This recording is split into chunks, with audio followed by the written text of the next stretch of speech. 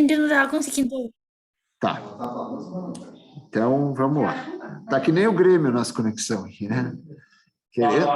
Querendo ficar, mas tá caindo, né? Querendo ficar, mas tá caindo. Vamos ganhar do Cuiabá hoje. Hoje nós vamos sair do rebaixamento. Fechar. Hoje nós vamos sair. Mas não tem chance, Pedro. Se o Santos. Depende do Santos. Meu Deus, onde é que nós vamos se enfiar? Bom. Vergonha, eu nem mais assisto. Assim. Deixa eu dizer aqui, gente, o que a gente fez, então, antes. Vamos lá. Eu preciso de requerimento para o cumprimento de sentença. Está gravando? Tá. O requerimento precisa da análise dos provimentos. A análise dos provimentos me dá os elementos de cálculo. E os elementos de cálculo, né, depois de interpretados, porque eles dependem também dessa interpretação, né, qual é o juro, o percentual, o termo inicial, o termo final, qual é o índice de correção monetária, termo inicial, termo final, os honorários e o principal. Aí eu jogo isso num programa de cálculo, que pode ser um programa simples, como esses gratuitos, ou um sofisticado. Não, eu tenho do meu escritório e tal, indiferente, porque a correção desses elementos de cálculo em qualquer programa vai ser a mesma. E aí nós temos o cálculo e o requerimento de cumprimento de sentença. Formulado isso, na próxima aula, tá, gente? Eu quero ver se faço esse exercício, tá? E aí já é uma coisa que eu queria ver com vocês, e já vamos definir isso agora. Por quê? Porque a minha ideia é que eu jogue para vocês. Jogue não, a gente vai trabalhar dentro de um cumprimento de sentença, tá? De vários provimentos para tirar um elemento de cálculo, fazer um cálculo juntos e fazer um requerimento juntos. Minha pergunta é, será que não seria melhor que nós fizéssemos online para poder fazer dentro dos... porque senão eu tenho que coordenar aqui a tela com o pessoal que está em casa e coordenar com quem está aqui, né? E mais a Mari lá salgando os pezinhos, né? Na beira da praia. Aí tem que ir para a praia, né? E esteja chovendo, tá? Sim, não, eu vou. Não pode errar. Tá. E aí, o que vocês acham da gente fazer essa aula online? Concordam? Online seria bom para todos, eu acho. Isso, não sei a segunda-feira. opinião. Professor e todo mundo online. Segunda-feira, desculpa, quarta-feira. Próxima quarta-feira, a online. Isso, que daí a gente faz a revisão e a gente constrói juntos um requerimento de cumprimento de sentença, interpretamos junto os acórdãos, jogamos num programa de cálculo, tá? E aí a gente consegue montar o requerimento também que o 524 pede. Pode ser?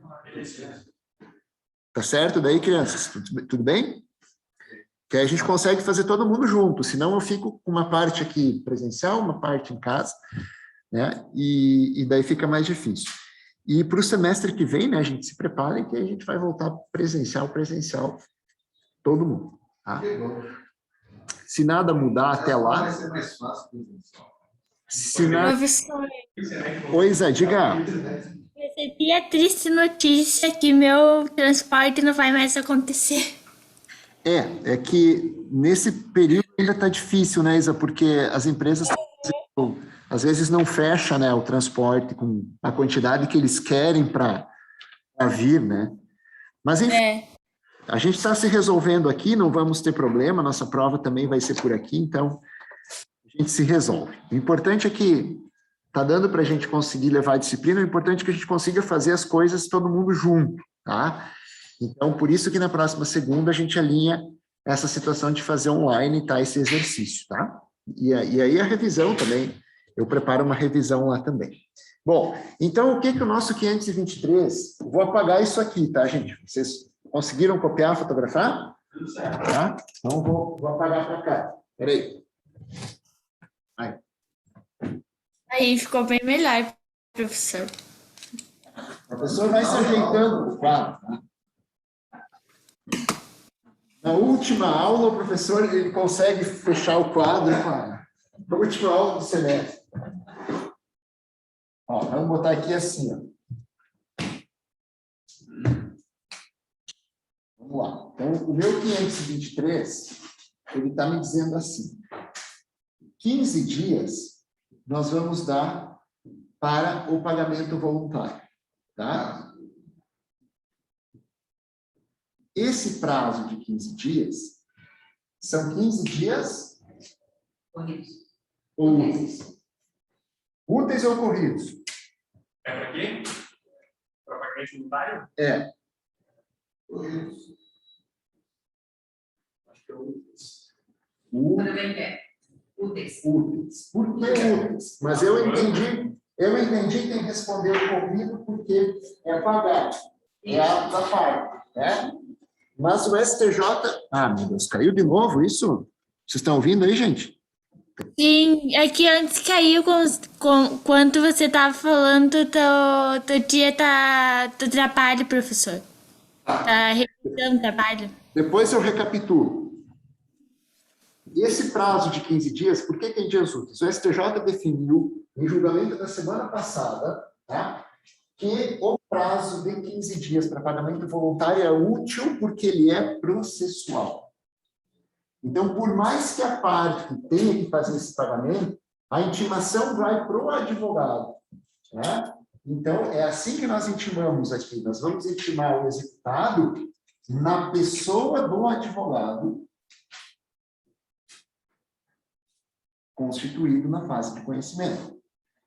Por isso é um prazo processual. Então, nós vamos contá-lo em dias úteis. Tá? Essa aqui é aquela primeira parte, que é a parte do pagamento voluntário. Essa parte aqui, ele tem que pagar a integralidade. Ok? Ah, professor, ele não pode pagar X%? Não. Ele tem que pagar a integralidade. Só o pagamento da integralidade do valor é que faz ele ter feito o pagamento voluntário. Senão, ele fez pagamento parcial. E se ele fez pagamento parcial, bom, esse pagamento parcial, o que faltou para complementar, sobre o que faltou para complementar, vai incidir os 10% de multa e os 10% de honorários advocatícios depois. Tá? Ele só se desonera disso fazendo pagamento integral. Tá? Fazendo pagamento integral. Então, prazo em dias úteis. Esse prazo em dias úteis, esses 15 dias que está aqui, a gente tem que lembrar que no mandado de intimação, ou então na nota de expediente de intimação, nós vamos ter um outro prazo de 15 dias para impugnação. Tá? Então, isso é uma coisa que vocês têm que lembrar. A intimação do 523, ela é uma intimação dupla. Ela tem dois prazos de 15 dias. O prazo para pagamento voluntário e o prazo para impugnação ao cumprimento de sentença. Porque ele conta assim.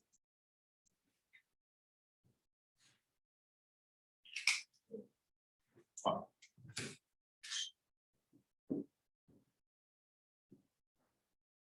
Aqui é o primeiro de 15. Quando terminou, começa a contar o primeiro da impugnação. Tá? Então, eles são sucessivos. Então, essa intimação do 523, ela deflagra dois prazos sucessivos de 15 dias. Dois prazos contados em dias úteis. Tá? E aí, o que nós temos? Se a parte fizer o pagamento integral no prazo, nos primeiros 15 dias, ele se desonera daquela multa de 10% e da verba honorária de 10% do parágrafo 1º. Tá? Então, assim, é correto dizer que ele economiza 20% se ele pagar voluntariamente? Sim. Não é correto dizer que ele economiza 20% da dívida, porque as verbas que estão ali no 523, parágrafo 1º, notem que elas têm titulares diferentes, né? 10% é para o exequente, mas a verba honorária de 10% é do advogado dele. Então, são de duas particularidades. Os titulares são dois, são diferentes. De modo que, então, a gente pode dizer tranquilamente que ele, fazendo o pagamento voluntário, economiza. É uma norma premial, né? Ali do 523, parágrafo 1º. E se ele não fizer esse pagamento, bom, aí muito simples, nós passamos nesse cálculo que nós já construímos, nós acrescemos, atualizamos ele, né? porque o cálculo ele sempre tem que ser atualizado. Toda vez que a gente vai mexer com o cálculo, nós atualizamos, porque a atualização coloca a correção monetária, então a gente sempre vai atualizar. Imagina assim, que do tempo da intimação para o pagamento voluntário, até se definir que ele não fez o pagamento e de que vai correr a multa de 10% mais outra verba honorária, passaram 2, 3 meses. Então, nós atualizamos o cálculo, né? Nós refizemos o cálculo e acrescemos os 10% lá no principal e teremos mais uma verba honorária aqui embaixo, que agora é, então, da fase de cumprimento de sentença, né? Para fazer a inclusão no cálculo. E aí gera um novo cálculo, e aí nós passamos a buscar aquela segunda fase, que é a da execução forçada, no novo cálculo, já nos valores. Tem uma pergunta. Sim, por favor.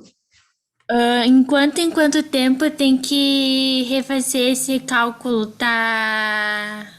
do pagamento voluntário? Toda vez que o pagamento voluntário, assim, ele vai, o cálculo que vai dar origem à intimação, ele vai ser intimado daquele cálculo, tá? Olha um exemplo interessante, eu entendi tua pergunta. Olha um exemplo interessante. O ano passado, um determinado devedor foi intimado para fazer um pagamento voluntário que dava perto de R$20 mil. Só que esse cálculo era de 2019. Então, a gente pode ter esse tipo de problema, ou seja, você sempre vai ser intimado para pagamento de um valor certo, determinado, com base em um cálculo. Como a gente tem esse problema da morosidade, né, de ir para a ilha e depois isso acontecer lá um ano depois, pode ser, sim, que a gente tenha a intimação para o executado fazer um pagamento voluntário de um valor que diz respeito a um cálculo de 2 anos atrás. Não deveria acontecer isso, mas acontece, né? Expectativa é de que, com o advento do processo eletrônico, da digitalização integral dos processos, né, na justiça a gente não tenha um gap tão grande assim, de tempo. Tá? Mas imagina o seguinte, hoje, o cumprimento de sentença hoje, a gente faz o cálculo, faz o requerimento, o pedido de cumprimento de sentença, o executado vai ser intimado daqui 2, 3 meses para fazer esse depósito. Então, ele não precisa atualizar para fazer o depósito, ele vai depositar o que ele foi intimado para depositar. Aí depois, né, o cliente vai querer fazer a atualização desse valor, né, porque então, na ótica do exequente, pode ser que isso fique defasado. Por exemplo, vamos imaginar o seguinte, o exequente atualizar o valor e depositar atualizado? Por exemplo, porque ele vai sofrer um novo cumprimento daqui a pouco pelo restante, né? Então, foi o que aconteceu nesse caso que eu comecei a contar. O executado disse o seguinte, procurou o executado para um acordo, e disse, olha, eu te pago tanto e a gente finaliza tudo, até hoje. E o sujeito disse, não vou te dar tudo isso de desconto. Ele disse, bom, então eu vou depositar em juízo o valor, tá? Que está sendo requerido agora, e vou fazer o quê? Vou fazer um depósito do restante. Tá? E aí depois você vai levar 3 anos para conseguir levantar o alvará, até isso ser juntado. E aí, então, o que ele fez? Não. Então, beleza. Então, vamos fazer. Então, claro que o exequente, ele depende dessa situação, mas o executado não precisa ficar preso nela. O executado pode atualizar o cálculo e pode depositar o valor que ele entende como devido. Lógico, o que vai acontecer? O juízo vai intimar o exequente para que diga se concorda com o valor depositado, né? E ele vai levantar esse numerário. O que é importante a gente observar aqui? A intimação para pagamento é uma intimação para pagamento de um valor certo e determinado. Tá? Essa situação de o executado complementar com uma atualização que vem até hoje é uma faculdade que ele possui. É mais ou menos se nós misturássemos o 523 com o 526. Tá? Ele está depositando uma parte do 523 e outra parte ele atualizou conforme os critérios do cálculo mesmo para hoje. Eu, no lugar do exequente, por exemplo, não vejo nenhum problema. Acho, inclusive, que antecipa situações, mas é muito mais coerente para o executado e assim, econômico, ele oferecer um acordo. Né? E ele dizer, eu te pago X, eu quero X de desconto aqui para a gente fazer o acordo. Mas isso é acordo, aí não é cumprimento voluntário. Aí seria um acordo, né? Uma petição conjunta de acordo. O mais importante é a gente saber que existem duas coisas que são diferentes. Uma coisa é o pagamento voluntário, que é isso aqui do 523. Tá? Outra situação é a do 526. O que é o pagamento espontâneo do 526? No pagamento espontâneo, o processo transitou, o título executivo transitou em julgado, e o exequente ainda não começou o cumprimento. O executado pega o processo, faz o cálculo, peticiona em juízo dizendo, é como se fosse um requerimento de cumprimento, só que do executado. Eu fui condenado a tanto, transitou em julgado em data tal, eu fiz o cálculo, os elementos são esses, o valor é esse, está aqui o dinheiro. Tá? É o executado que está começando. O exequente é intimado para falar disso, né? Ele é intimado, então ele diz, não, é suficiente, ok, estou levantando e extingue o cumprimento de sentença pelo pagamento, ou ele diz, é o depósito insuficiente. Né? Ainda há um outro valor, junta o cálculo dele e aí se começa a discutir o valor. E no final, então, o juiz decide se o cálculo está suficiente ou insuficiente. E se for insuficiente, nós vamos intimar o executado para depositar o restante, sob pena de aplicar o 523, parágrafo 1º. Tá? Mas eu quero que vocês olhem lá o 526. Deem uma olhadinha no 526, porque o parágrafo... Olha lá, venham para o 526. Atem aí. E olhem o 526, parágrafo 2º, tá? Vai dizer o seguinte, que o juiz concluindo pela insuficiência do depósito, vai incidir sobre a diferença multa de 10% lá do 523, tá? Ali, concluindo o juiz pela insuficiência do depósito, sobre a diferença incidirão multa de 10%, verba honorária de 10%, também fixados, né, em 10%, seguindo-se a execução com penhora e atos subsequentes. Lendo esse parágrafo 2º, a impressão que dá é a seguinte, o juiz viu que o depósito é insuficiente e já incide a multa. Mas não é assim, tá? Não é assim. No 526, parágrafo 2º, a gente faz o seguinte, a gente pega, o juiz define, então, decide que o depósito feito pelo executado em cumprimento espontâneo da obrigação é insuficiente. E aí nós vamos intimar o executado para ele depositar essa diferença que falta num prazo de 15 dias. Se passado esse prazo ele não fizer o depósito, aí sim é que vai incidir a multa de 10% e os honorários de 10% do 526, parágrafo 2º. Qual que é a lógica para isso? A lógica para isso é a seguinte, se para aquele cara que foi intimado para começar o cumprimento de sentença, tá? Aquele executado que foi intimado para pagar o cumprimento, voluntariamente se dá os 15 dias, para esse que veio a juízo, já trazendo o dinheiro, por que não dá para ele também? Tá? Então, até anotem do lado do 526, parágrafo 2º, ele não é de aplicação automática. Tá? Primeiro, nós vamos intimar o executado, para o executado depositar essa diferença. Só depois é que nós fazemos a incidência da multa do parágrafo 2º. Tá? Seria um baita contrassenso a gente já jogar nas costas do executado essa multa, se ele veio, fez um cálculo, começou o cumprimento, pagou, trouxe dinheiro, garantiu pelo menos uma parte do juízo que ele entendia devido. Tá? E me respondam uma coisa, será que pode o executado depositar o valor integral e discutir a impugnação ao cumprimento de sentença? Porque ele pode fazer duas... Quando ele é intimado... Vou apagar aqui.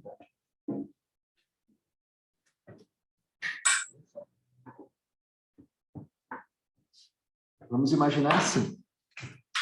A intimação do 523, ele pode fazer pagar tudo, pagar parte,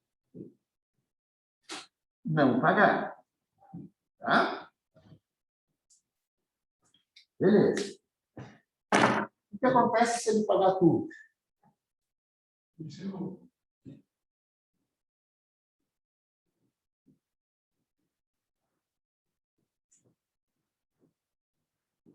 O exequente levanta o dinheiro e extinção pelo pagamento. O que acontece se ele pagar a parte? Nós ficamos com uma parte incontroversa, que o exequente já vai levantar, e ele pode discutir a outra parte em impugnação.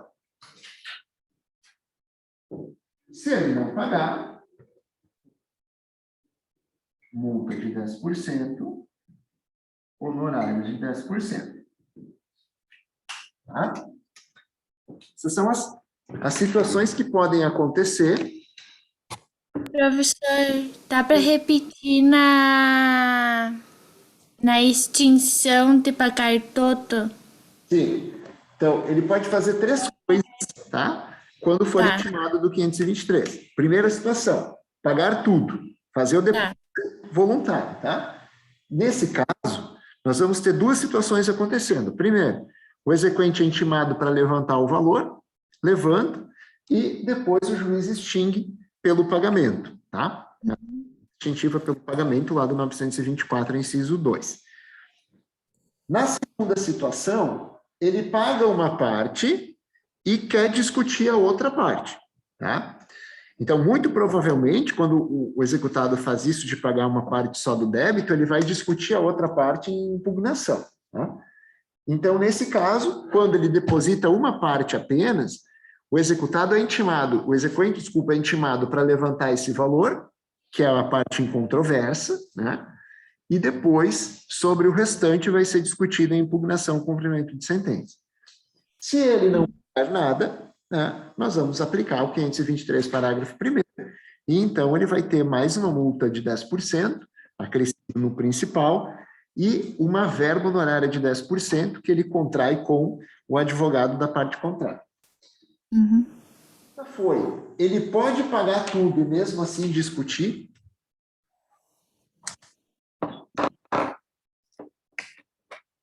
Não. Não pode. Se ele pagou tudo, ele não pode discutir.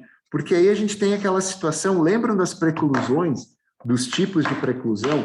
Preclusão consumativa, a preclusão temporal, aquela de expirar o prazo, e a preclusão lógica, né? Essa aqui é a preclusão lógica.